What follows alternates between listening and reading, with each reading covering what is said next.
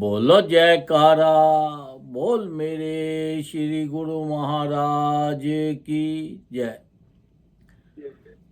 सौभाग्यशाली प्रेमी गुरुमुखों, संत महापुरुष बार बार फरमाते हैं कि ये जो आपको मनुष्य देह मिली है, ये बड़ी मुश्किल के साथ मिली है। ये बार बार नहीं मिलने वाली और आप इसका पूरा पूरा लाभ उठा लो। जो श्वास हमें मिले हैं, एक एक श्वास की कीमत अगर तीनों लोगों के बराबर डाल दें तो तब भी नहीं पूरी हो सकती। तब भी ये श्वास बहुत महंगे हैं। इतने कीमती श्वास जो हम हर वक्त इधर इधर की संसारिक चीज़ों में लगाकर खराब कर रहे हैं, तो उन्होंने फरमाया कि इस श्वासों में से कुछ श्वास निकालकर भजन जरूर करो, क्योंकि भजन ही तुम्हारे साथ जाएगा। क्योंकि ये जो शरीर मिला है, ये भजन करने के लिए ही मिला है। और इसका संसार जो इतने खूबसूरत संसार में भेजा है, इसका भी आनंद लेना है। जो भजन करते हैं तो हर वक्त परमात्मा मालिक उनके साथ रहता है, उनकी रक्षा करता है। अब देखो, एक परिवार था। अब वो परिवार, उन्होंने भंडारा था, भंडारे पे जाना था 2-3 दिन के लिए। जब वो जाना था तो वो बड़ी खुशी खुशी से, बड़ा उनके प्यार, बड़ी मन के भावना कि चलो जी भंडारे पे हम जा रहे हैं 2-3 दिन के लिए। तो सारा परिवार तैयार हुआ। अब वो जल्दी जल्दी में सब लोग चले गए और उन्होंने अपने घर का जो डोर था वो भी लॉक नहीं किया, भूल गए। जब डोर लॉक नहीं किया और सब भंडारे पे चले गए, उनको किसी को कुछ पता ही नहीं। वो वहाँ पे सत्संग सुन रहे हैं, भंडारे में एंजॉय कर रहे हैं।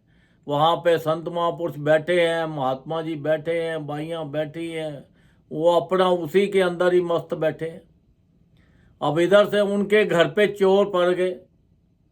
अब चोर आए, उन्होंने बोला कि भाई ये घर तो आज बहुत बड़ा घर है, वो घर भरा हुआ भी खूब है और ताले भी नहीं लगे हुए।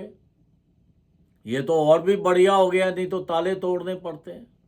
अब उन्होंने, जो चोर थे, वो अंदर घुस गए।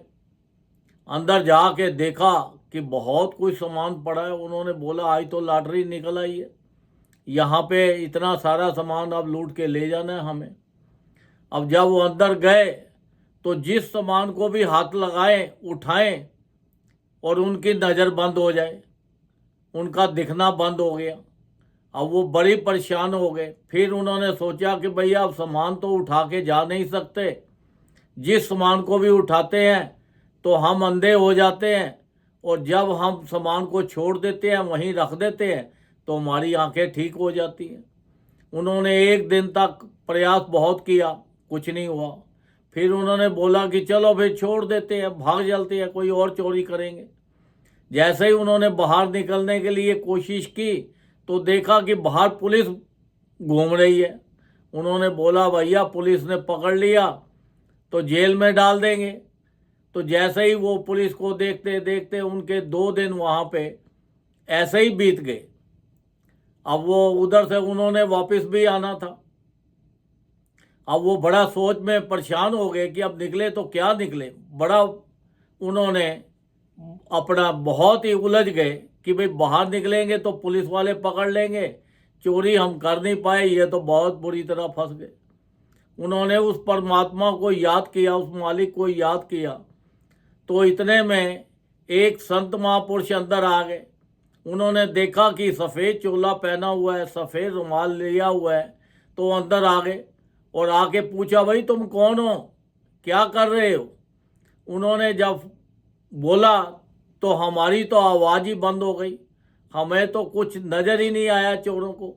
अब वो सोचने लगे कि अब क्या करें, हमारे तो कुछ मुंह से निकलता नहीं है। भाई एक ही चीज़ निकली कि भूख लगी है बहुत ज़ोर से, कुछ भी खाने को मिल जाए।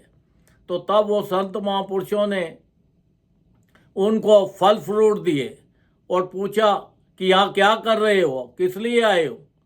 तो उन्होंने बताया कि देखो हम तो चोर हैं, चोरी करने के लिए आए थे, तो चोरी तो यहाँ हो नहीं सकती। तो उन्होंने बोला कि आप कौन हो? उन्होंने बोला कि मैं यहाँ का रखवाला हूँ, ये घर का ख्याल रख रहा हूँ। तो वो तो और भी ज़्यादा डर गए। उन्होंने बोला अब तो पुलिस वाले को ये दे देंगे। उन्होंने बोला कि चिंता मत करो, ये खाओ, फल फ्रूट खाओ, अपने पेट की आग बुझाओ, अपना मन प्रसन्न हो जाए और ये पीछे के डोर से निकल जाओ, क्योंकि आगे पुलिस है तुम्हें पकड़ लेगी। वो सब चोर जो थे वो चले गए।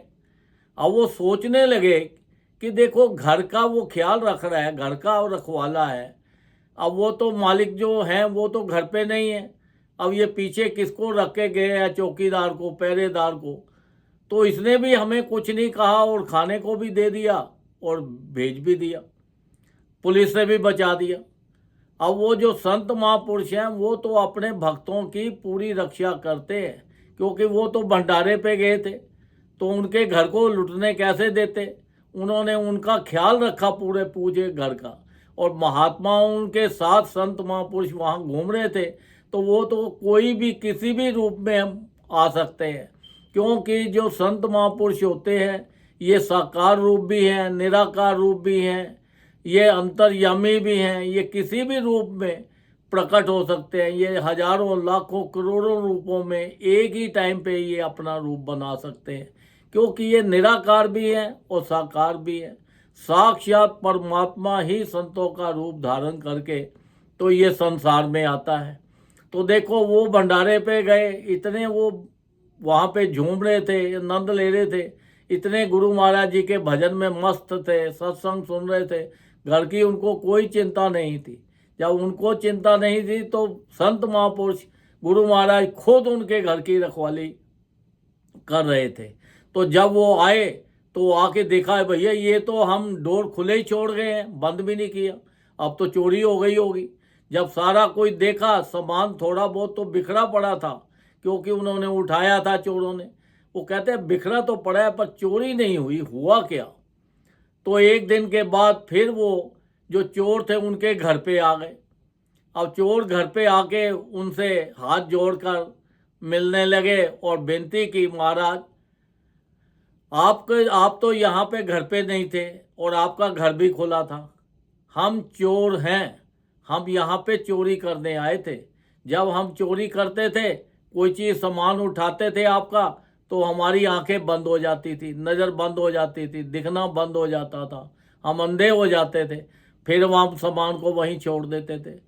फिर आपने जो अपना पहरेदार यहाँ पे रखा था, चौकीदार, वो जो था वो अंदर आया और आकर उनसे हमने कहा भाई हम बहुत भूखे हैं।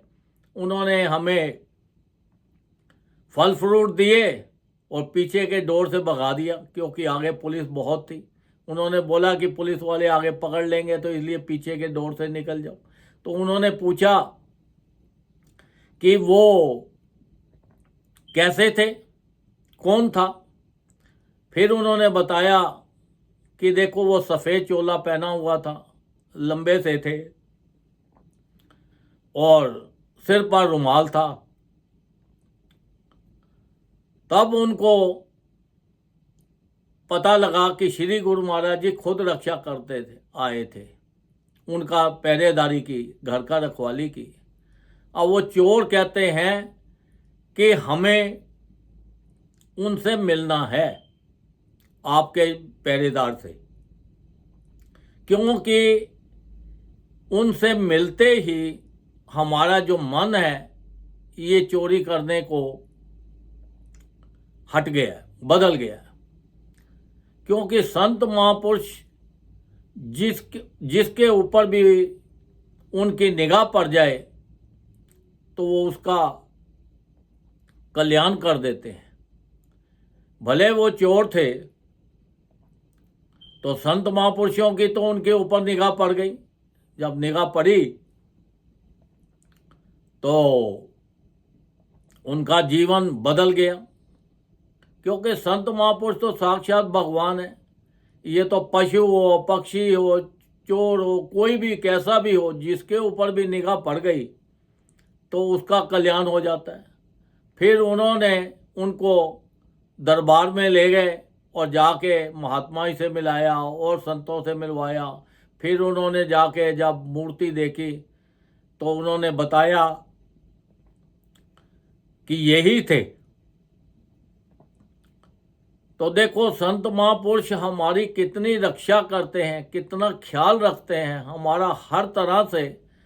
तो हमारी ड्यूटी बनती है कि हम भी ज़्यादा से ज़्यादा भजन करें, उनके हुक्म में चलें, उनके बनाए हुए नियमों का पालन करें। वो तो अपने भक्तों की हर तरह से रक्षा करते हैं, ये लोक में भी परलोक में भी। तो देखो ये संसार है, ये संसार के अंदर जीव जो है भटक जाता है, क्योंकि इतनी खूबसूरत चीज़ें हैं, इतना कुछ बना हुआ है, तो वो संसारिक चीज़ों में फंस जाता है। तो भजन की तरफ प्रॉपर ध्यान नहीं लगता। जब प्रॉपर ध्यान नहीं लगता तो उन्होंने फरमाया कि आपके लिए 5 नियम बना दिए हैं, श्री आरती, पूजा, सत्संग, सेवा, सिमरन और ध्यान। जो श्रद्धा सहित करे निश्चय हो कल्याण। जिस परिवार में ये 5 नियमों का पालन होगा उस परिवार में कभी दुख, कष्ट, बीमारी, प्रॉब्लम, परेशानी नहीं आएगी। अगर कोई आती भी है तो वो ऐसे कट जाएगी कि आपको पता भी नहीं लगेगा। क्योंकि जो भी कुछ हमें आता है संसार में, हमारे ऊपर परेशानी या किसी चीज़ की कोई प्रॉब्लम, ये सब हमारे कर्मों के मुताबिक हमें मिलता है। जो हमने इस जन्म में कर्म कर रहे हैं और जो हमने पिछले जन्मों में कर्म किए हैं।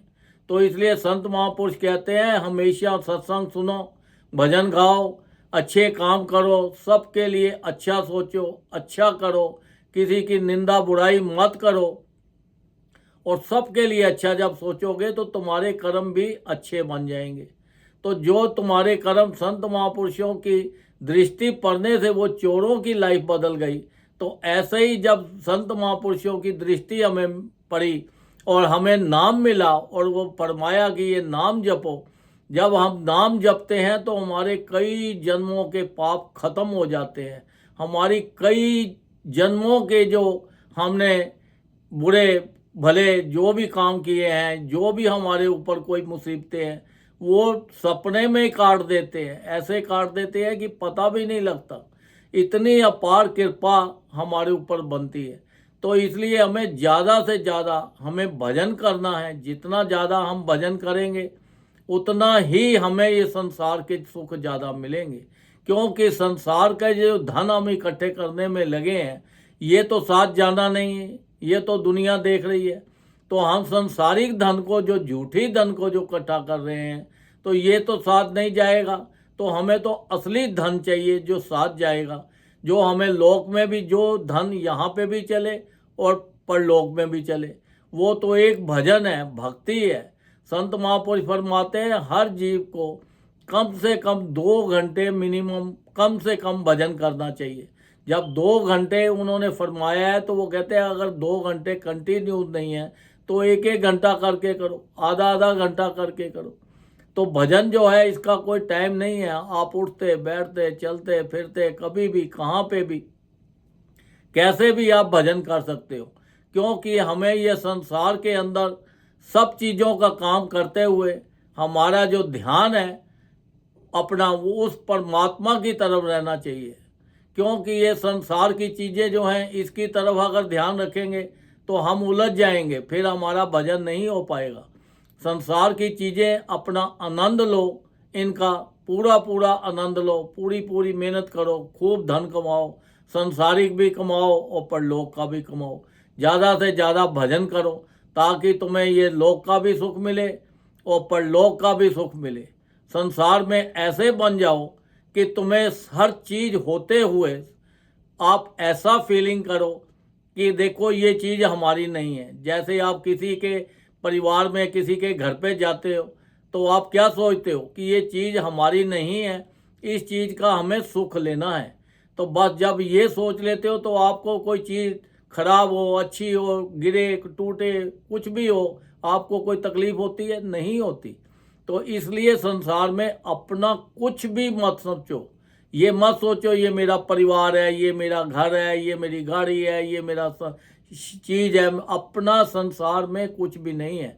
जब आपने ये सोच लिया कि हमें इसको इस्तेमाल करना है, इसका आनंद लेना है, तो फिर देखो तुम्हारी लाइफ जो है कितना मज़ा आएगा ज़िंदगी का जीने का, और आपके संसार के अंदर दुखों का कोई काम ही नहीं रहेगा, सुखों के भंडार भर जाएंगे। तो इसलिए संसार में अपना मत सोचो कुछ भी, यही सोचो कि बस आनंद लेना है और अपना ज़्यादा से ज़्यादा भजन करके अपने जीवन का आनंद लो, और आपका अपना लोक भी सुखी करो और अपना परलोक भी सुखी करो। बोलो जयकारा, बोल मेरे श्री गुरु महाराज की जय।